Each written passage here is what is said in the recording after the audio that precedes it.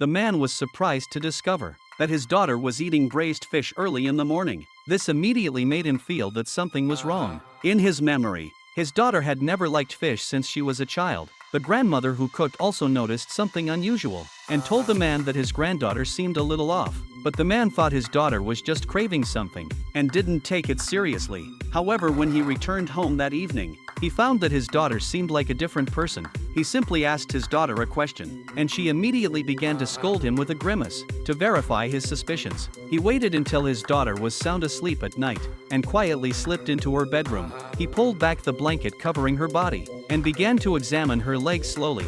Sure enough, he discovered that her legs were covered in pimples. Just as he was puzzled by this, his daughter suddenly woke up from her sleep and mistook him for a stranger. Faced with her accusations, he didn't know how to respond. But the next moment, her emotions flared up again. This scene terrified the father to the core. At that moment, he suspected that his daughter had encountered something unclean. To ensure her safety, the next morning, Jong-goo invited a shaman. Sure enough, as soon as the shaman glanced at the table in the house, he immediately sensed something was wrong.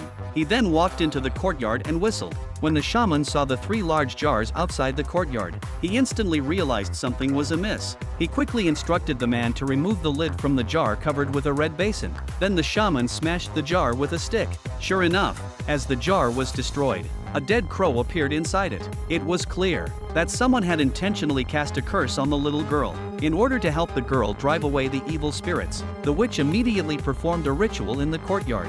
Unexpectedly, when the little girl saw this, she began to struggle desperately. But in the face of the witch's powerful suppression, her resistance was completely useless. In the end, she could only lie on the ground and struggle frantically. With the successful conclusion of the exorcism ritual, the little girl fell into a deep coma. The shaman said that the little girl might have seen someone she shouldn't have seen recently, and that it was probably that person who had cast a spell on her. Thinking of the strange Japanese man living on the mountain, Jong-goo instantly realized something was wrong. It turned out that since the Japanese man had moved to the village, more than a dozen people in the village had died mysteriously one after another. He believed that it was probably the Japanese man who was behind it all. The shaman said that to prevent the tragedy from continuing, either the Japanese man must be expelled from the village, or he must be killed. With Jong-goo's support, the shaman decided to perform a ritual the next night to eliminate the despicable Japanese man. Little did they know that the Japanese man had also sensed something was amiss.